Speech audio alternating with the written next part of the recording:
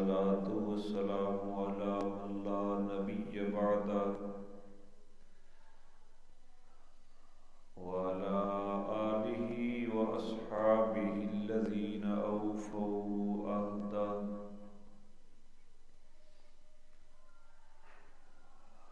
أما بعد فأعوذ بالله من الشيطان الرجيم. بسم الله والحمد لله رب العالمين. سبحانك لا علم لنا إلا ما علمتنا إنك أنت العليم الحكيم. رب اشرح لي صدري ويسر لي أمري واحلل عقدة من لساني يفقهوا قولي. رب يسر ولا تعسر وتممه بالخير وبك نستعين. اللهم إنا نسألك علما نافعا ورزقا واسعا وعملا متقبلا. رب زدني علما. درود شریف پڑھ لیں. اللهم صل على سيدنا محمد وعلى آل سيدنا محمد أفضل صلواتك بعدد معلوماتك وبارك وسلم. اللهم صل على محمد النبي الأمي وعلى آله وسلم تسليما.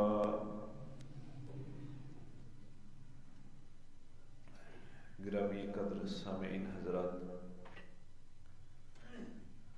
آج بحمد اللہ تعالی جناب محمد کریم علیہ الصلاۃ والتسلیم کی سیرت مقدسہ کو بیان کرتے ہوئے 15واں خطبہ ہے.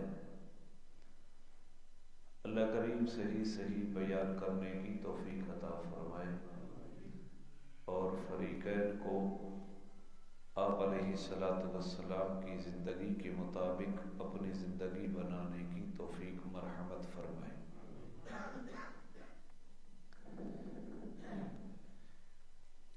پچھلے خطبہ میں آپ صلی اللہ علیہ وسلم کے تجارتی سفر کا تذکرہ تھا جو جناب سیدہ خدیجۃ الکبریٰ رضی اللہ تعالی عنہا کے ساتھ آپ کا ایک معاہدہ ہوا تھا اور پھر آپ کی شادی سیدہ خدیجۃ الکبریٰ کے ساتھ، اس کا تذکرہ ہوا. اب آگے چلتے ہیں کہ جب رسول اللہ صلی اللہ علیہ وسلم کی عمر مبارک 35 سال کو ہوئی، کتنی؟ 35 سال، تو اس وقت مکہ کے اندر ایک سیلاب آیا اور قریش مکہ نے اس سیلاب کے آگے بند باندھا تھا. تھوڑی آواز تیز ہے میاں صاحب، کدھر گئے؟ خدا بخش ہے، کرختہ آواز. اس سیلاب کے آگے بند باندھا، لیکن سیلاب کی شدت اتنی تھی کہ بند ٹوٹ گیا اور جہاں پر کعبۃ اللہ موجود ہے وہ اس جگہ کو سیلاب نے گھیر لیا. تو اس سیلابی پانی کی وجہ سے، بس ابھی ٹھیک ہے، سیلابی پانی کی وجہ سے کعبہ کی دیواروں کے اندر شگاف پڑ گئے، دراڑیں پڑ گئیں. اور دوسری وجہ ایک اور پیش آئی. قریش کی ایک عورت نے خانہ کعبہ کو دھونی دی. دھونی میں سمجھائیں جی میں پرانے زمانے چ عورتاں کہ نہیں مختلف چیزوں کا دھوں دینے اور بو کو ختم کرنے کے لیے جی ہرمل کا دھوں اس طرح. تو اس نے کعبۃ اللہ کو دھونی دی. کوئی چنگاری اڑ کر کعبہ کے پردوں میں جا پڑی اور اس کی وجہ سے بھی دیواریں جلی. تو یہ دراڑیں پیدا ہوئی اور سیلاب کی وجہ سے اور اس جلن کی وجہ سے آگ کی وجہ سے یہ معاملہ خراب ہوا. تو قریش مکہ نے ارادہ کیا کہ کعبہ کی از سر نو تعمیر کی جائے. اور یہ بنیاد ابراہیمی تھی. حضرت ابراہیم علیہ السلام نے جو کعبۃ اللہ کو تعمیر کیا تھا یہ وہ تھا. اور اس وقت پوزیشن یہ تھی کہ یہ دیواریں ان کی اونچائی 9 گز تھی. 9 گز. گز سے مراد 3 فٹ والا نہیں ہے بلکہ 1.5 فٹ والا ہاتھ مراد ہے. 9 ہاتھ کر لو. دیواروں کی اونچائی 9 گز.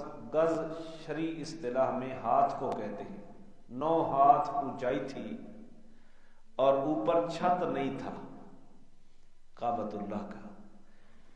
درمیان میں ایک کنواں تھا جس کے اندر لوگ کعبہ کی طرف لائے ہوئے تحائف اور نذرانے لاتے. سونا چاندی کپڑے خوشبوئیں جو بھی کوئی لاتا اس کنویں کے اندر رکھ دی جاتی. اور یہ اس کنویں کے اندر کبھی کبھی چوری کے خطرات بھی ہونے لگ گئے. تو کچھ لوگوں نے چوری کی اور دنیا کے اندر ہی ان کی عبرتناک سزائیں وجود میں آئیں. پھر اللہ تعالیٰ نے اس کنویں کی حفاظت کے لیے ایک غیبی بندوبست فرمایا کہ ایک سفید رنگ کا سانپ اس نے وہاں ڈیرا لگا لیا. وہ جتنا بکرا ہوتا ہے اتنا لکھا ہوا ہے کتابوں کے اندر. جب بیٹھتا نا تو بکرا نظر آتا. رنگ اس کا سفید تھا اور سر اس کا سیاہ تھا. وہ جب دھوپ ہوتی تو وہ کعبۃ اللہ کی دیوار کے اوپر جا کر بیٹھ جاتا اور دھوپ کی وجہ سے اس کی چمک بہت زیادہ بڑھ جایا کرتی تھی. اور جب بھی کوئی اس کے قریب آتا تو وہ ایسی پھنکار لیتا کہ لوگوں کے اندر دہشت پیدا ہو جاتی. یہ پچھلی دفعہ آواز چھیڑی تو نہیں؟ آواز مزے کی نہیں ہے, یہ کان میں لگتی ہے. پتہ نہیں آپ کو سمجھ آ رہی ہے یا نہیں آ رہی ہے سمجھ. چلو آپ کو سمجھ آ رہی ہے تو ٹھیک ہے, میرے سے اسپیکر بھی دور ہے پھر بھی کان میں گونج رہی ہے. تو یہ سانپ اس دیوار کے اوپر بیٹھتا. بعض روایات میں آتا ہے کہ 500 سال تک اس نے حفاظت کی اس کنویں کی. یہ غیبی حفاظت کا سامان تھا. تو ادھر انہوں نے ارادہ بنا لیا کہ کعبۃ اللہ کو شہید کیا جائے, اثر نو کعبہ کی تعمیر کی جائے. قریش مکہ نے دراڑیں پڑ گئی ہیں سیلاب کی وجہ سے. اس عورت نے جو دھونی دی ہے آگ کی چنگاری کی وجہ سے کعبہ کے پردے جل گئے اور دیواریں متاثر ہوئی. تو اثر نو تعمیر کرنی چاہیے. تو ہر قبیلے نے یہ مشورہ مکمل کر لیا اور طے ہوا کہ کعبہ کے لیے جو پتھر ہیں عمارت کے ہر قبیلہ خود تیار کرے. ابھی تو پتھر کا زمانہ نہیں رہا نا, لوگ تراشتے تھے پتھر, اور ہر قبیلہ خود کعبۃ اللہ کے پتھر تیار کرے. تو اسی حالت میں ایک سردار ہے قریش مکہ کا, ابو واہب عمر ابن عائز اس کا نام تھا. اس نے ایک پتھر اٹھایا جو کعبہ کی دیوار کے لیے, اور بڑی مشکل سے وہ پتھر اٹھا کے لایا تو وہ پتھر پھر اس کے ہاتھ سے چھوٹا اور اپنی جگہ پہ جا گرا. تو یہ لوگ وساوس کا شکار تو ویسے ہی ہوتے تھے نا, بدفعالی لیتے تھے, بدشگونی لیتے تھے. تو اس نے اس کو برا خیال کیا کہ شاید یہ ہم کوئی کعبۃ اللہ کو گرا کر جو نیا عمل کر رہی ہے یہ کہیں ہمارے حق میں کوئی برا شگون نہ ثابت ہو جائے, بدفعالی نہ بن جائے, کوئی برا نتیجہ نہ نکل آئے. تو پھر وہ اس سے ڈرا اور انہوں نے پھر مشورہ کیا. تو قریش مکہ کا ایک سردار ہے ولید ابن مغیرہ، اس نے یہ کہا کہ بھئی ہم کوئی اللہ کے گھر کی بے حرمتی کی نیت سے تو یہ کام نہیں کر رہے. یہ وہی ولید ابن مغیرہ ہے، بعد میں اس کا تذکرہ آئے گا، جو امام الانبیاء کے اولین دشمنوں میں ہو گیا.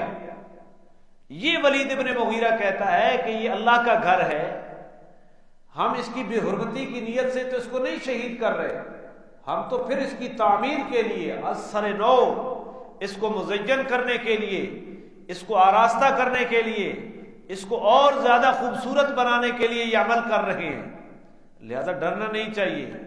تو ولید ابن مغیرہ نے کہا کہ تو لوگ ڈر گئے، اور ایک سانپ کا بھی خطرہ تھا ان کو، اور یہ بدشگونی لی، پھر اس سانپ کا خطرہ تھا. تو انہوں نے قریش مکہ نے مقام ابراہیم کے پاس آ کر ان کے سرداروں نے دعا کی کہ اللہ ہم تیرے گھر کی تخریب نہیں چاہتے، اس کو خراب نہیں کرنا چاہتے، بلکہ اس کو اور زیادہ خوبصورت اور مزین بنانا چاہتے ہیں. تو اللہ یہ جو سانپ ہے نا، اس سے ہمیں جان چھڑوا دے. تو اللہ نے ان کی دعا اتنی جلدی قبول کی کہ ابھی دعا ختم ہی نہیں تھی کہ پھڑپھڑانے کی ایک آواز آئی. انہوں نے دیکھا ایک بہت بڑا پرندہ ہے جو آیا، اور اس نے اس سانپ کو اچک لیا اور اچک کر مقام ادیاد میں جا کر پھینک دیا. تو انہوں نے اللہ کا شکر ادا کیا. یہ قریش مکہ دعائیں کس سے کر رہے ہیں؟ گھر کس کا تعمیر کر رہے ہیں؟ اور اس کے گھر کی تعمیر کے لیے یہ سارے جتن ہو رہے ہیں. لیکن جب امام الانبیاء کی دعوت آتی ہے تو یہی لوگ سارے مخالف ہو جاتے ہیں. گھر یہ اللہ کا بنا رہے ہیں، تو پھر ڈرے ہوئے تھے. تو ولید ابن مغیرہ نے یہ کہا کہ بھئی ہم تو ارادہ تو نیکی کا ہے، بدی کا ارادہ تو نہیں ہے. تو انہوں نے کہا ولید ابن مغیرہ ابتدا تو ہی کر. تو ولید ابن مغیرہ نے کدال لی اور کعبہ کی وہ دیوار کا وہ حصہ جس میں حجر اسود لگا ہوا تھا، اس کے پتھر اکھیڑنا شروع کیے. تھوڑے سے پتھر اکھیڑے تو لوگوں نے کہا بس کر دے. اور پھر سارے مکہ والے اس بات کا انتظار کرنے لگے کہ آج رات اگر ولید ابن مغیرہ کو کچھ ہو گیا تو پھر ہم کعبہ کو نہیں چھیڑیں گے، اور اگر اس کو کچھ نہ ہوا تو پھر ہم ڈرتے تھے کہ پٹھی تھی میں نے رات. تو وہ اس انتظار میں تھے. اور صبح ہوئی تو صبح ولید ابن مغیرہ بالکل ٹھیک ٹھاک، اور اس نے پھر آ کر کعبۃ اللہ کا کام شروع کر دیا. اب جب جھجک ختم ہو گئی نا، ڈر ختم ہو گیا کہ ولید ابن مغیرہ کو تو کچھ نہیں ہوا، تو ان سب نے پنگا دینا شروع کر دیا کہ بھئی ہم سب کعبہ کے اکھیڑنے میں شریک ہوں گے. اب تو پھر ترتیب یہ ہوئی کہ مختلف قبائل مل کر انہوں نے کعبہ کی ایک ایک سمت کا تعین کیا کہ مشرق کی سمت فلاں فلاں قبیلے اس کو اکھیڑیں گے، اور شمال کی سمت کو فلاں فلاں خاندان اکھیڑیں گے، مشرق کی سمت کو فلاں فلاں خاندان اکھیڑیں گے، اور مغرب کی سمت کو فلاں فلاں خاندان اکھیڑیں گے. اس طریقے سے خانہ کعبہ کی اس عمارت کو اکھیڑا گیا، ادھیڑا گیا. مختلف قبائل نے اس کو اکھیڑا، اور ادھر پہلے سے ہی یہ طے ہو چکا تھا کہ پتھر ہر قبیلے نے خانہ کعبہ کے لیے تیار کرنے ہیں. اور جب یہ واقعہ پیش آیا کہ اس ابو وہب عمر ابن عائز کے ہاتھ سے پتھر چھوٹا اور وہ پھر گہرائی میں اپنی جگہ پہ جا کر گیا، تو اس نے یہ مشورہ دیا قریش مکہ کو کہ ہمیں کعبۃ اللہ کی تعمیر کے لیے جو اس میں پیسہ جو خرچ ہونا ہے وہ خالص حلال کا ہونا چاہیے، وہ خالص حلال کا ہونا چاہیے.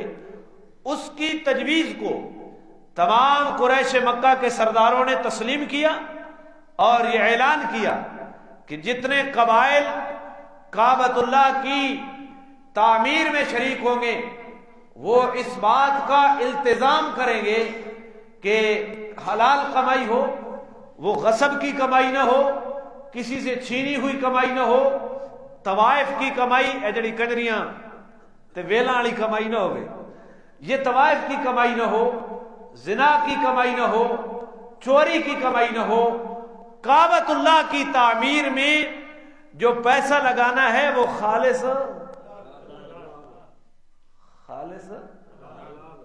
حلال کا ہونا چاہیے. یہ کون کر رہے ہیں؟ قریش مکہ. ہن تو مسیتی دے کے جڑا بیٹھا وہ آدھا حلال ہی تے بھاویں حرام ہی دتی آ جزاک اللہ ماشاءاللہ جزاک اللہ ماشاءاللہ. اور اگر پتہ ہو نا کہ یہ کمائی حرام کی ہے، صراحتاً حرام کی ہے، اس کے جواب میں بارک اللہ کہنا یا جزاک اللہ کہنا، یہ علماء کرام سے پوچھنا کہ یہ کتنا خطرناک بن جائے گا. یہ ایک ایسا عمل ہے قریش مکہ کا، آج میرے جیسے مولوی کے پاس یہ عمل نہیں ہے.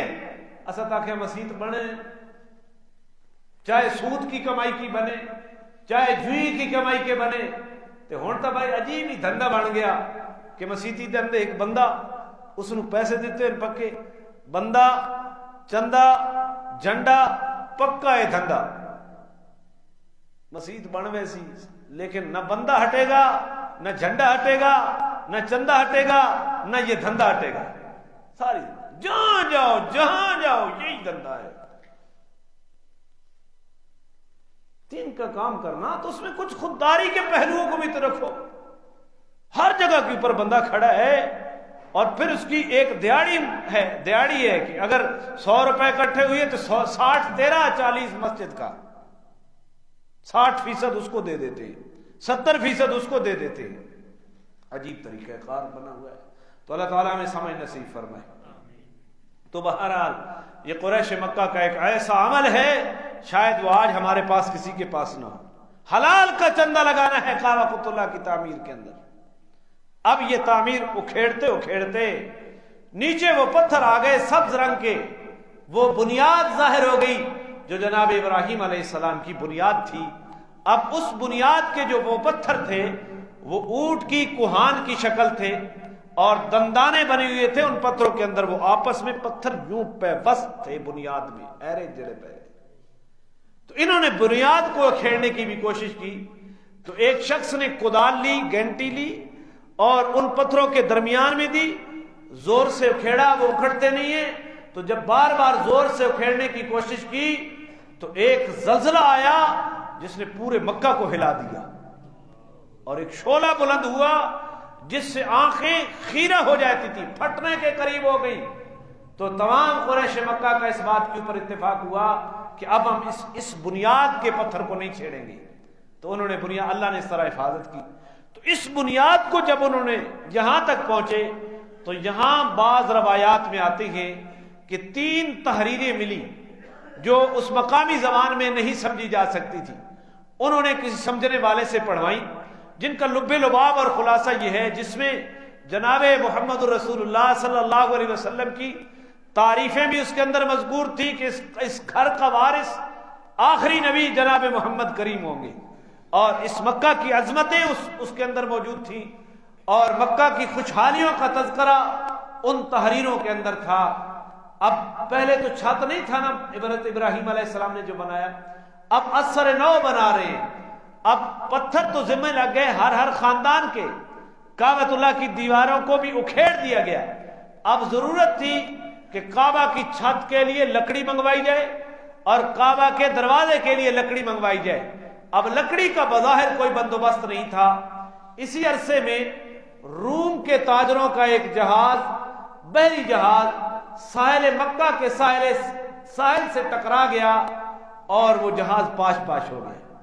اس جہاز کے اندر جو لکڑی استعمال ہوئی تھی، یہ وہ قریشی سردار ولید ابن مغیرہ اپنے ساتھیوں کو لے کر جب یہ خبر پہنچی ساحل سمندر کے اوپر پہنچا اور رومی تاجروں سے جا کر جہاز کی لکڑی کا سودا کر لیا اور لکڑی کعبۃ اللہ کے چھت بنانے کے لیے اور کعبۃ اللہ کے دروازے بنانے کے لیے یہ لکڑی ولید ابن مغیرہ نے خرید لی.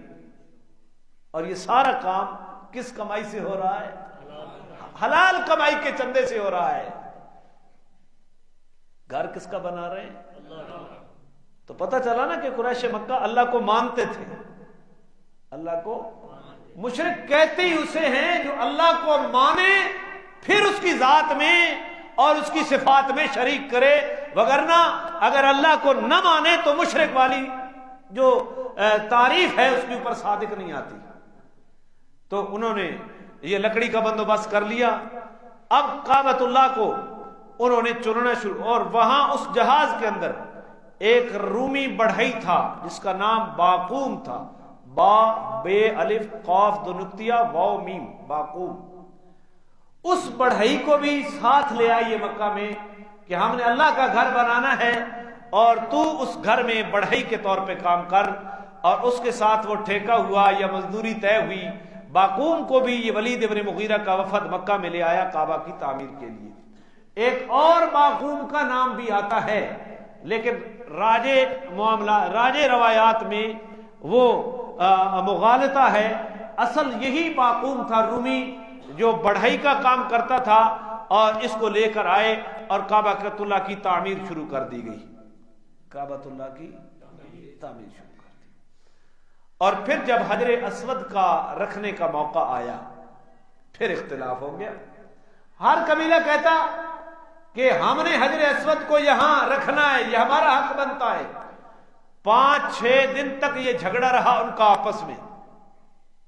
سرداری کا جھگڑا تھا نا, جس طرح ہمارے الیکشن سرداری کے جھگڑے ہوتے ہیں. ایک خاندان کا ہے پھر دوسرے خاندان کا ہے, پدراڑ والے 3-4 خاندان کھڑے, بندیال والے 2-3 خاندان کھڑے. تو یہ خاندانی جھگڑے ہیں. اسی طرح کا جھگڑا وہاں پیدا ہو گیا خاندانی سرداری کا کہ ہمارا حق ہے حجر اسود کو یہاں رکھنے کا. 5-6 دن یہ جھگڑا رہا, یہاں تک کہ بعض قبائل نے خون کا پیالہ بھرا اور اپنے حلیف قبائل کو بلایا اور خون کے پیالے کے اندر ہاتھ ڈبو کر یہ معاہدہ کیا کہ جب تک ہمارے جسم کے اندر جان باقی ہے ہم اپنے علاوہ کسی اور کو حجر اسود نصب کرنے کی جرت نہیں دیں گے کہ وہ حجر اسود کو یہاں نصب کر سکے. ہم بالکل اجازت بھی نہیں دیں گے اس کی. بالآخر ایک آدمی جس کا نام حذیفہ ہے اور ابو امیہ اس کی کنیت ہے, حذیفہ ابو امیہ حذیفہ, وہ قریش مکہ میں سب سے عمر میں بڑا تھا. اس نے تمام قبائل کو بلایا حرم کے اندر.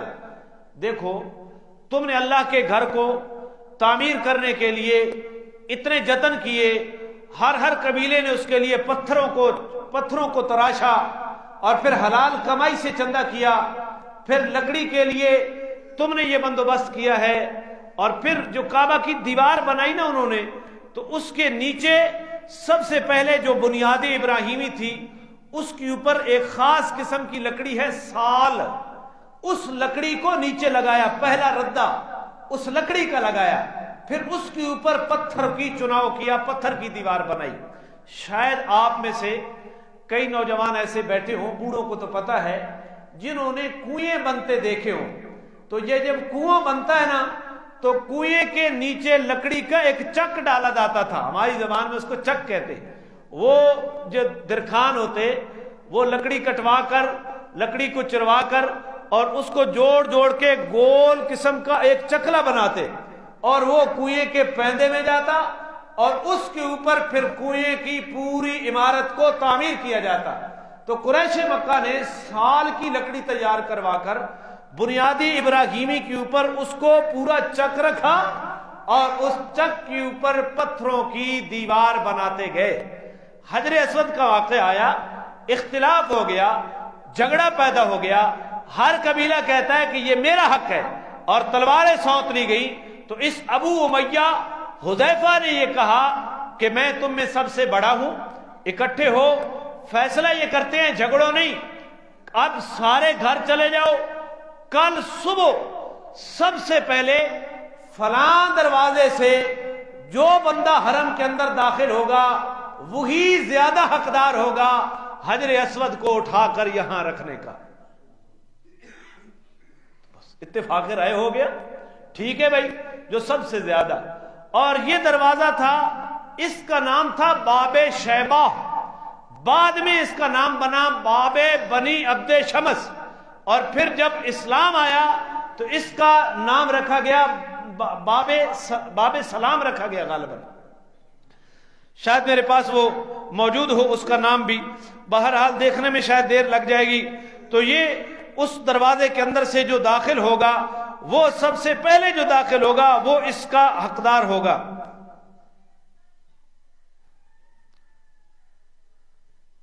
تو مجھے جلدی میں شاید وہ نام نہیں مل رہا، اگر نام مل گیا تو انشاءاللہ میں آپ کو بتا دوں گا۔ ہاں، باب السلام مل گیا، باب شیبہ، پھر باب بنی عبد شمس، اور جب اسلام آیا تو اس کا نام کیا رکھا؟ باب السلام۔ اس دروازے سے جو سب سے پہلے داخل ہوگا وہ زیادہ حقدار ہوگا حجر اسود کو اس دیوار کے اندر رکھنے کا۔ اب سارے سرداروں نے صبح جلدی آنے کی کوشش کی تو سب نے آ کر دیکھا کہ حرم کے اندر جو سب سے پہلے شخصیت موجود ہے اس کو دنیا محمد کے نام سے جانتی ہے۔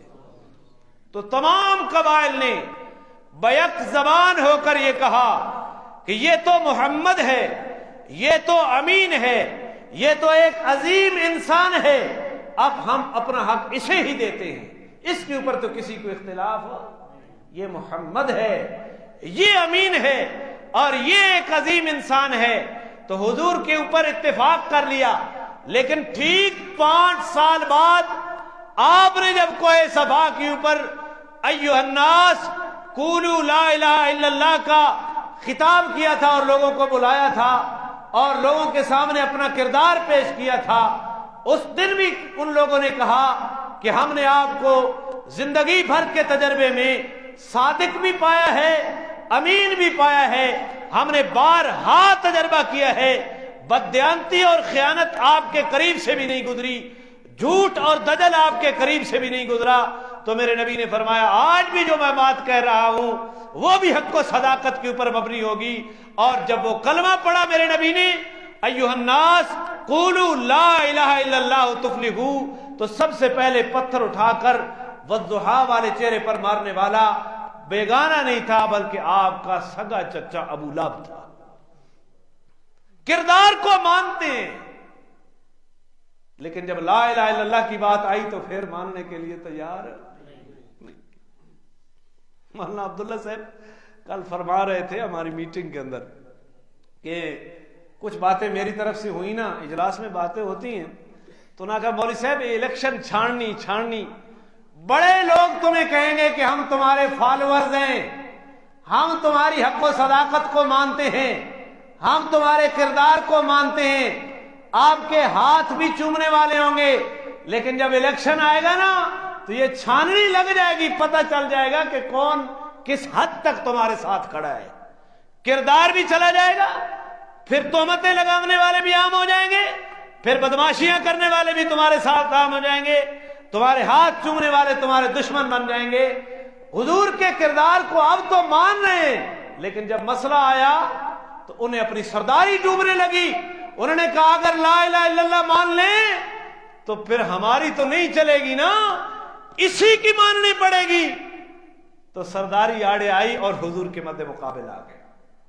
تو خیر بات تو سیٹ ایڈجسٹمنٹ کے حوالے سے وہ بات ہو رہی تھی تو ہماری قیادت نے فیصلہ کیا کہ کوئی ضرورت نہیں ہے سیٹ ایڈجسٹمنٹ کی، ضلع میں واحد ہم ہیں جو اوپر نیچے پورے پینڑوں کے ساتھ لڑ رہے ہیں، ہمیں کیا ضرورت پڑ گئی کہ جو لولے لنگڑے ہیں جن سے اپنے ساتھی راضی نہیں ہو رہے ہم ان کے پیچھے چلیں، کیوں اپنی قوت کسی کے پیچھے صرف کریں۔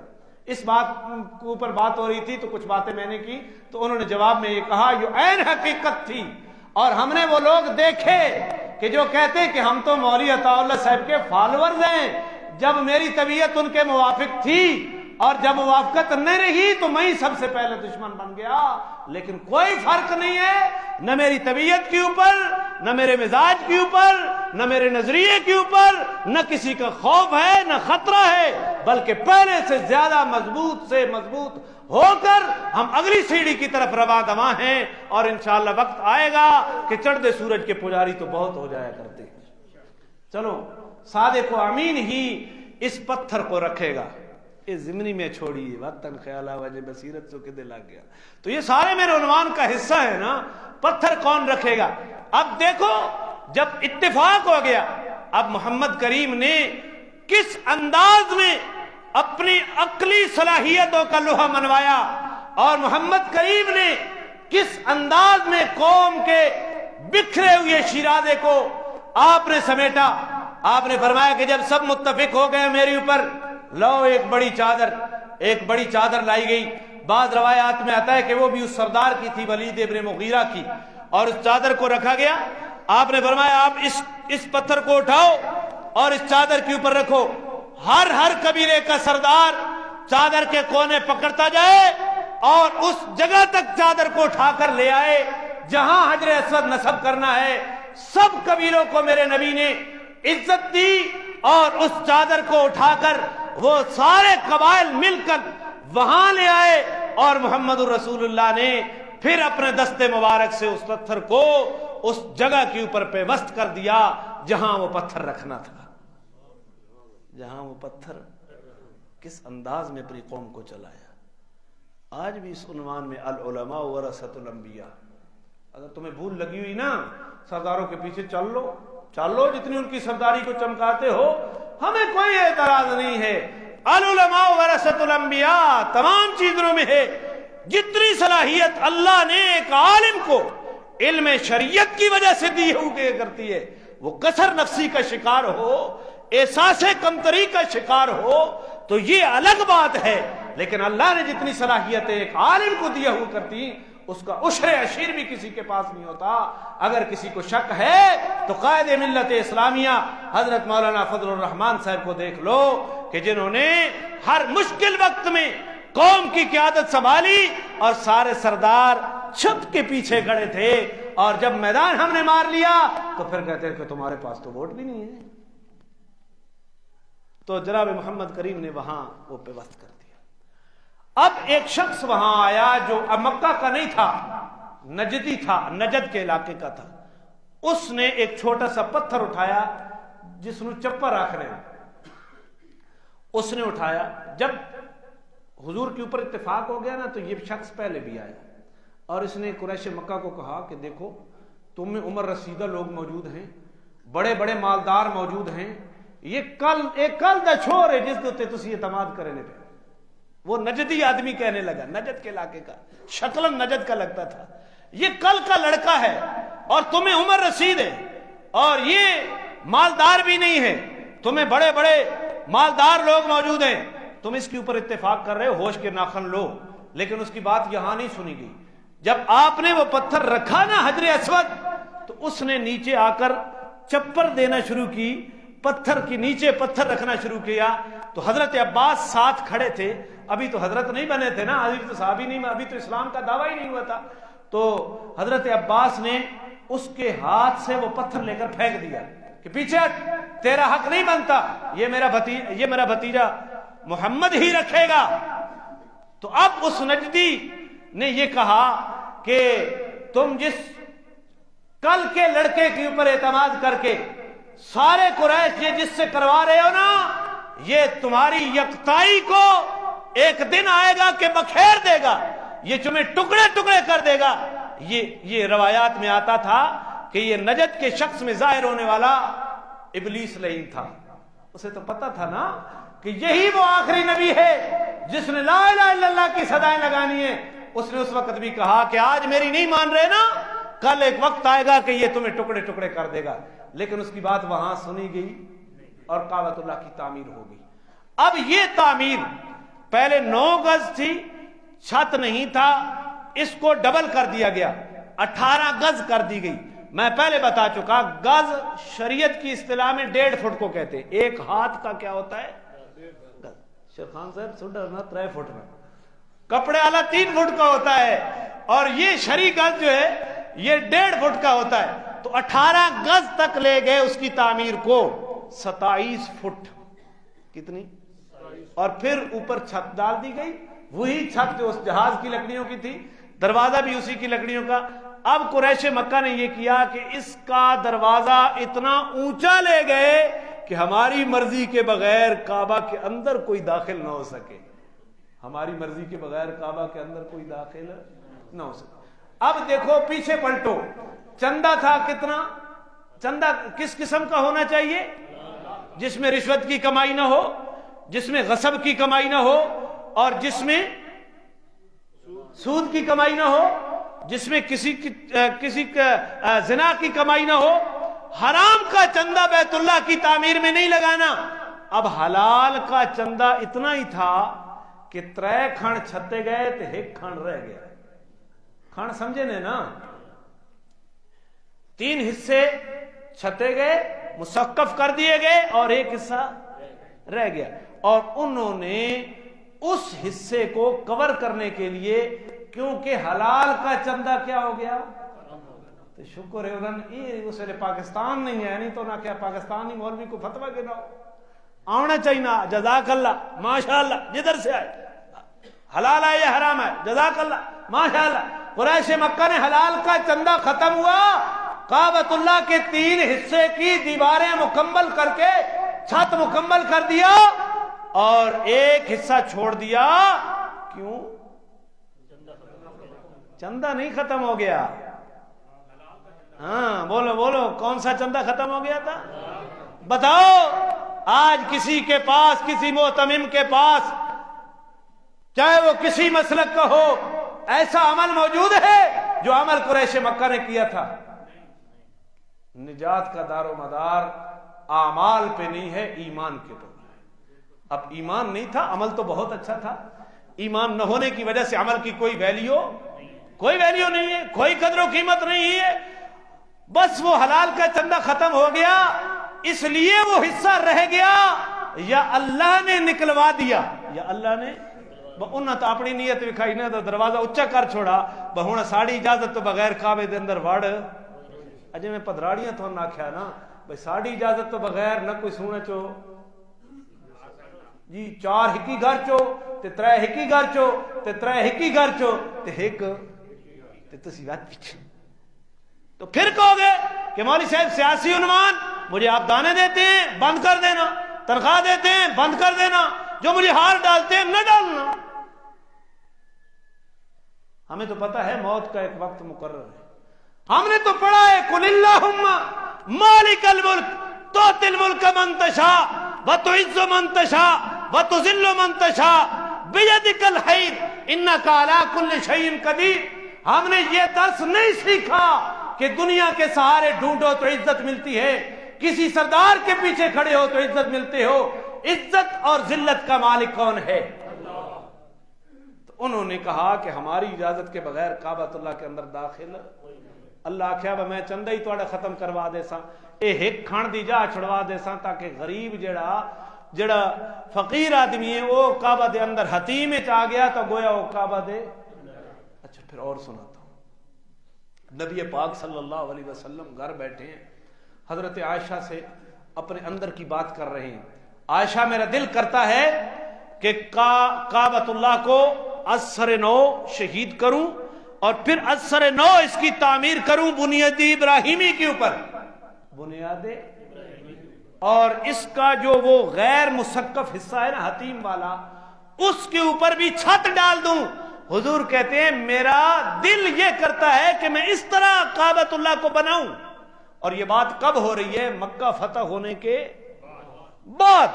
تو حضور نے فرمایا میں اس لیے آج نہیں کر رہا، یہ بنیاد ابراہیمی کے اوپر دل میرا ہے، یہ میری قوم نئی مسلمان ہو گئی ہے، یہ کسی فتنے میں مبتلا نہ ہو جائے کہ یہ پھر اپنی مرضی سے ایک نیا عمل انہوں نے شروع کر دیا ہے، تو میں اس لیے اس کو بنیاد ابراہیمی کے اوپر تعمیر نہیں کر رہا۔ اس حدیث کے ضمن میں بھی علماء نے بہت کچھ لکھا ہے کہ کبھی کبھی فتنے کے ڈر سے بھی کچھ ایسے احکامات جن کا تعلق حلال اور حرام سے نہیں ہوتا، یہ یاد رکھنا، جن کا تعلق حلال اور حرام سے محض مباح یا مستحب درجے کے اعمال ہوتے ہیں، ان کو فتنے کے ڈر سے اگر پسے پشت ڈال دیا جائے تو اس کی گنجائش اس حدیث سے ملتی ہے۔ لیکن ایک طرف حلال معاملہ ہو اور ایک طرف حرام معاملہ ہو تو وہاں یہ گنجائش نہیں ملتی۔ میں اجتہاد دا رستہ تھوڑا جا بند کیتا نا، ہو سکتا ہے میں اسے دلیل نہ بنا کے بادشاہ، تو حضور نے بھی ایسا کر لیا تھا۔ یہ مباح معاملے میں اور مستحب معاملے میں یہ حدیث دلیل ہے، حلال اور حرام کے معاملے میں، فرض اور حرام کے معاملے میں یہ دلیل۔ آگے چلیں، تو نبی علیہ السلام یہ کعبۃ اللہ کی دیوار کیا مکمل ہو گئی. اس کے بعد جو کعبۃ اللہ کے اندر جتنے بت پہلے پڑے تھے انہوں نے وہ سارے بت اٹھا کر پھر کعبۃ اللہ میں رکھ دیے. پھر انہوں نے کعبہ کی دیواروں کے ساتھ حضرت ابراہیم کی تصویر بنائی اور ابراہیم کے ہاتھ میں قرہ اندازی کا تیر دکھایا. حضرت اسماعیل کی تصویر بنائی اور ان کے ہاتھ میں قرہ کا تیر دکھایا. جناب مریم کی تصویر بنائی. 360 بت کس گھر میں رکھ دیے؟ اللہ کے گھر میں. اور یہ بت امام الانبیاء نے جب مکہ فتح کیا اس دن ان بتوں کو نکالا تھا. میرا وقت ختم ہو گیا ہے، وگرنہ میں اس کے اوپر بھی کچھ بات کرتا تو انشاءاللہ اس سے آگے اگلے جمعے کو میں نہیں ہوگا، اس سے اگلے جمعے کو اللہ نے توفیق دی تو اس سے آگے بیان کروں گا. تھوڑے سے بیٹھے رہیں.